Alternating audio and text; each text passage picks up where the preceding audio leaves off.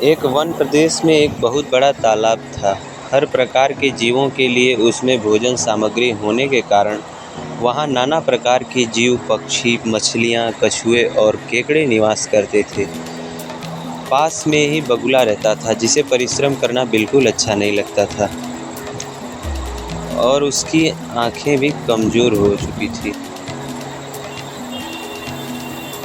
मछलियाँ पकड़ने के लिए तो मेहनत करनी पड़ती है, जो उसे खलती थी, इसलिए आलस्य के मारे वह प्रायः भूखा ही रहता।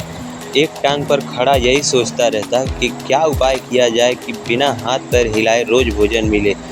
एक दिन उसे एक उपाय सूझा तो वह उसे आजमाने बैठ गया।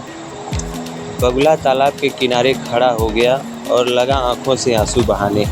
एक केकड़े ने उसे आंसू बहाते देखा तो वह उसके निकट आया और पूछने लगा, मामा क्या बात है, भोजन के लिए मछलियों का शिकार करने की बजाय खड़े आंसू बहा रहे हो? बगुले ने जोर की हिचकी ली और भर्राए गले से बोला, बेटे बहुत कर लिया मछलियों का शिकार, अब मैं यह पाप कार्य और नहीं करूँगा।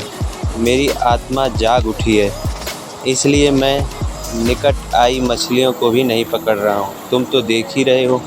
केकड़ा बोला, मामा शिकार नहीं करोगे, कुछ खाओगे नहीं तो मर नहीं जाओगे? बगुले ने एक और हिचकी ली, ऐसे जीवन का नष्ट होना ही अच्छा है बेटे, वैसे भी हम सबको जल्द ही मरना है। मुझे ज्ञात हुआ है कि शीघ्र ही यहाँ 12 वर्ष लंबा सूखा पड़ेगा। बगुले ने केकड़े को बताया कि यह बात उसे एक त्रिकालदर्शी महात्मा ने बताई है, जिसकी भविष्यवाणी कभी गलत नहीं होती। केकड़े ने जाकर सबको बताया कि कैसे बगुले ने बलिदान व भक्ति का मार्ग अपना लिया है और सूखा भी पड़ने वाला है।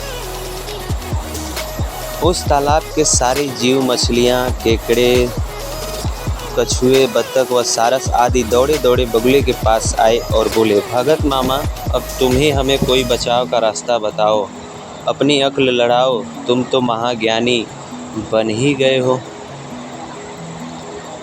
बगुले ने कुछ सोचकर बताया कि वहाँ से कुछ कोस दूर एक जलाशय है, जिसमें पहाड़ी झरना बनकर बहता है। वह कभी नहीं सूखता। यदि जलाशय के सभी जीव वहाँ चले जाएं तो बचाव हो सकता है। अब समस्या यह थी कि वहाँ तक जाया कैसे जाए।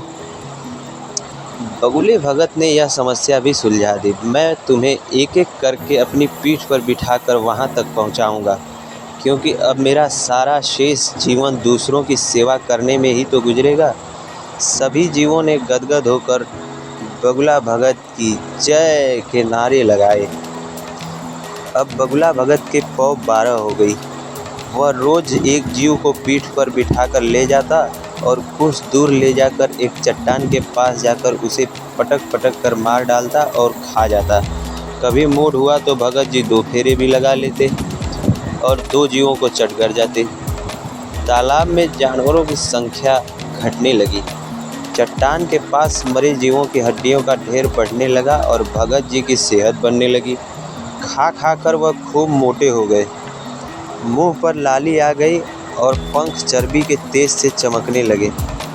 उन्हें देखकर दूसरे जीव कहते, देखो दूसरों की सेवा का फल और पुण्य भगत जी के शरीर को लग रहा है।